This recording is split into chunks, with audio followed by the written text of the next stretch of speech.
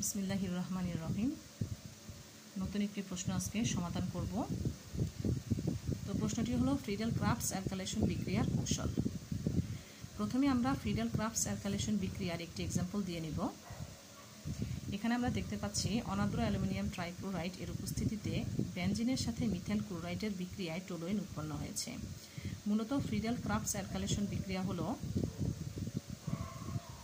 যে বিক্রিয়ায় বেনজিন বলয়ের একটি হাইড্রোজেন পরমাণু অ্যালকাইল মূলক দ্বারা প্রতিস্থাপিত হয় তাকে আমরা ফ্রিডেল ক্রাফটস অ্যালকাইলেশন বিক্রিয়া বলি। অথবা সংজ্ঞাটি এইভাবে দেওয়া যায়, অনাদ্র অ্যালুমিনিয়াম ট্রাইক্লোরাইড এর উপস্থিতিতে বেনজিনের সাথে অ্যালকাইল হ্যালাইডের বিক্রিয়ায় বেনজিন বলয়ের একটি হাইড্রোজেন পরমাণু অ্যালকাইল মূলক দ্বারা প্রতিস্থাপিত হলে তাকে আমরা ফ্রিডেল ক্রাফটস অ্যালকাইলেশন বিক্রিয়া বলি।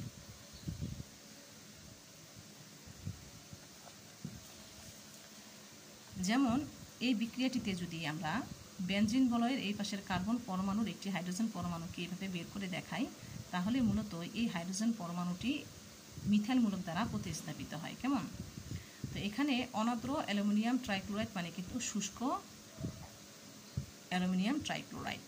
আর এখানে যে সবসময় মিথাইল ক্লোরাইড ব্যবহৃত হবে এরকমটি নয়, এখানে অ্যালকাইল হ্যালাইড মানে কিন্তু এই পাশে মিথাইল মূলকগুলো বসতে পারবে, অর্থাৎ মিথাইল, ইথাইল, প্রোপাইল এগুলো বসতে পারবে।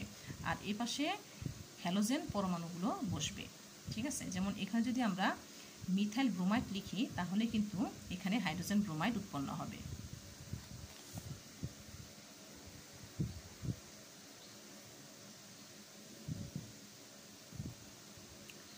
এবার আমরা এই বিক্রিয়াটির কৌশল আলোচনা করব।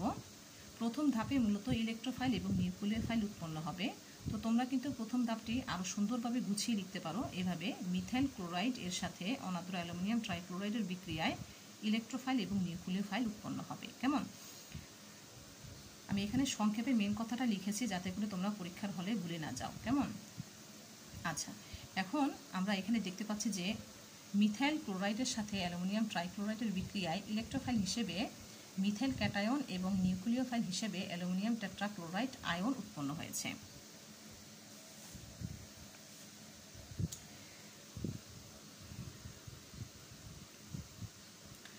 মূলত এই কার্বন অপেক্ষা ক্লোরিন পরমাণুর তড়িৎ ঋণাত্মকতার মান বেশি হওয়ার কারণে ক্লোরিন পরমাণু এই বন্ধনের ইলেকট্রন জোড়কে নিচের দিকে টেনে নেয় এবং তখন এটি ক্লোরাইড আয়নে পরিণত হয়।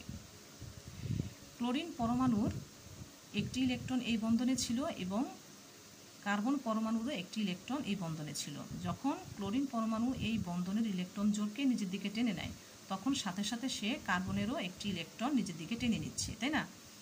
এর মানে কার্বন পরমাণুতে একটি ইলেকট্রনের ঘাটতির সৃষ্টি হচ্ছে। আর ইলেকট্রনের ঘাটতি মানে কি? পরমাণুটির উপরে ধনাত্মক চিহ্ন আসবে, তাই না? তাহলে আমার এইভাবে মিথাইল ক্যাটায়ন বা ইলেকট্রোফাইল উৎপন্ন হয়ে গেল।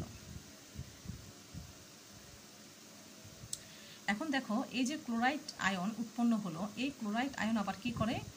অ্যালুমিনিয়াম ট্রাইক্লোরাইডের সাথে সন্নিবেশ বন্ধনের মাধ্যমে এইভাবে যুক্ত হয়। এখানে দেখো, অ্যালুমিনিয়ামের আমরা জানি 3টি হাত থাকে, তাই না? তাহলে অ্যালুমিনিয়ামের সাথে যখন ক্লোরাইড আয়নটা যুক্ত হবে সেই ক্ষেত্রে কিন্তু বন্ধনের ইলেকট্রন জোড় এই ক্লোরাইড আয়নকেই দিতে হবে, তাই না? অ্যালুমিনিয়াম কিন্তু এই বন্ধনে কোনো ইলেকট্রন দিতে পারবে না, কারণ তার কিন্তু 3 হাত পূরণ আছে। আর আমরা জানি যে দুটি পরমাণুর মধ্যে যদি একটি পরমাণু বন্ধনের ইলেকট্রন জোড় সরবরাহ করে তাহলে সেখানে একটি সন্নিবেশ বন্ধন গঠিত হয় এবং সন্নিবেশ বন্ধনের একটি শর্তই হলো দাতা পরমাণু থেকে গ্রহীতা পরমাণুর দিকে এভাবে তীর চিহ্ন দিতে হয়। কেমন? তাহলে আমরা বুঝতে পারলাম যে কিভাবে নিউক্লিওফাইল উৎপন্ন হলো।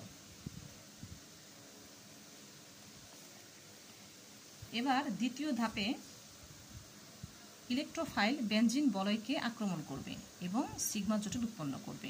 মূলত ইলেকট্রোফাইল বেনজিন বলয়ের যে কোনো একটি দ্বিবন্ধনকে আক্রমণ করতে পারে। কেমন? যেহেতু আমরা টোলুইনের গঠনে এই মিথাইল মূলকটাকে এই পাশের কার্বনের সাথে যুক্ত করেছি, সেহেতু ইলেকট্রোফাইল বেনজিন বলয়ের এই পাশের দ্বিবন্ধনকে সে আক্রমণ করবে। কেমন?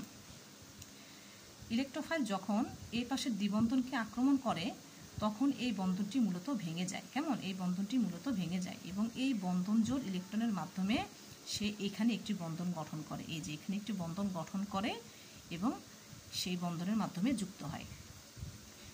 এখানে দেখো ইলেকট্রোফাইল মানে হলো কি, তার ইলেকট্রনের ঘাটতি রয়েছে, তাই না? তো ইলেকট্রোফাইল যখন এই বন্ধনের মাধ্যমে যুক্ত হয় তখন কিন্তু সে এই বন্ধন থেকে ইলেকট্রন পেয়ে যায়, তাই না? তখন ইলেকট্রোফাইলের যে ইলেকট্রনের ঘাটতিটা ছিল সেটা কিন্তু তার পূরণ হয়ে যায় এবং এর কারণে কিন্তু আমরা এখানে আর ধনাত্মক চিহ্নটা ব্যবহার করি না। কেমন? ধনাত্মক চিহ্নটা ব্যবহার করি না। এখন আসা যাক এখানে কেন ধনাত্মক চিহ্ন আসলো।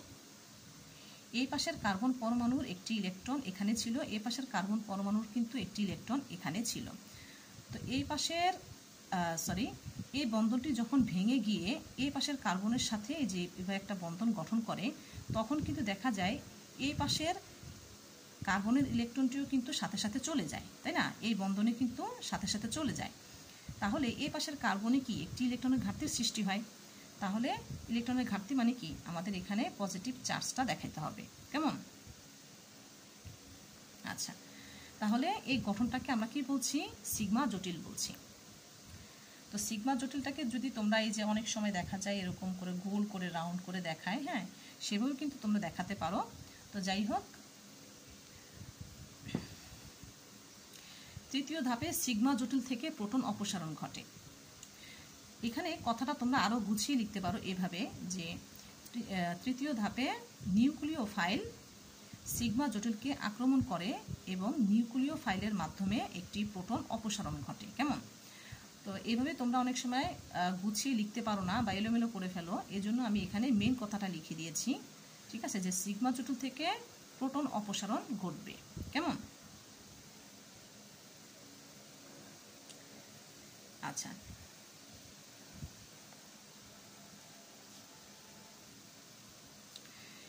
নিউক্লিওফাইল যখন সিগমা জটিলকে আক্রমণ করে তখন মূলত এই বন্ধনটা ভেঙে যায়। এই বন্ধনটা কি আমার ভেঙে যায় এবং এই বন্ধনের ইলেকট্রন জোড়ের মাধ্যমে এখানে একটি বন্ধন সৃষ্টি হয়, এই যে আমরা এখানে দেখতে পাচ্ছি। এবং যখন এই বন্ধনটি ভেঙে যায় তখন এই হাইড্রোজেন পরমাণুটি হাইড্রোজেন আয়ন রূপে বের হয়ে যায়। কেমন? হাইড্রোজেন আয়ন রূপে বের হয়ে যায়। মূলত এই হাইড্রোজেন পরমাণুর একটি ইলেকট্রন কিন্তু এখানে ছিল, আর এই বন্ধনটি ভেঙে গিয়ে যখন এখানে বন্ধনটি গঠিত হয় তখন কিন্তু সাথে সাথে এই হাইড্রোজেন পরমাণুর ইলেকট্রনটিও এখানে চলে আসে, তাই না? ফলে এই হাইড্রোজেন পরমাণুটি কি তখন হাইড্রোজেন আয়ন রূপে বের হয়ে যায়।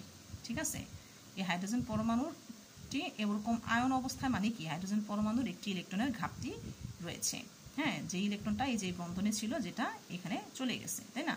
আচ্ছা, এখন দেখো এই যে অ্যালুমিনিয়াম টেট্রাক্লোরাইড আয়নের যে গঠনটা সেটা আমরা এই যে এখানে দেখিয়ে দিয়েছি। এখানে দেখো মূলত অ্যালুমিনিয়ামের এক পাশের বন্ধনের সাথে যুক্ত ক্লোরিন পরমাণু দেখা যায় এই বন্ধনের ইলেকট্রন জোড়কে নিজের দিকে টেনে নেয়। কেমন? এবং এর ফলে এই ক্লোরিন পরমাণুটি ক্লোরাইড আয়নে পরিণত হয় এবং তখন এরা আবার পরস্পর বিক্রিয়া করে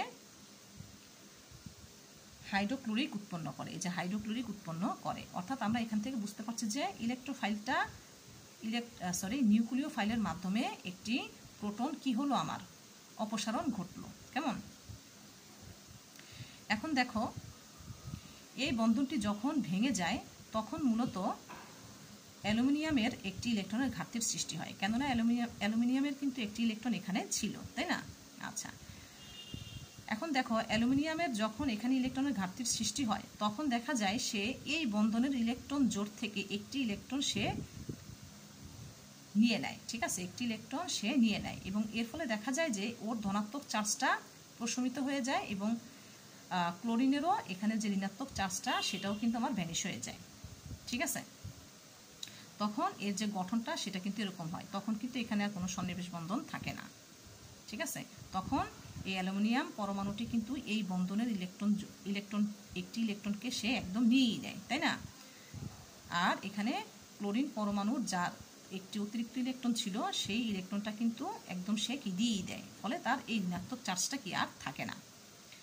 তো আশা করি তোমরা সম্পূর্ণ ক্লাসটি বুঝতে পেরেছ, যতটুকু পেরেছি আমি খুঁটে খুঁটে একদম বোঝানোর চেষ্টা করেছি। তারপরে যদি কোথাও না বুঝে থাকো তবে অবশ্যই আমাকে কমেন্টে জানাবে। ধন্যবাদ।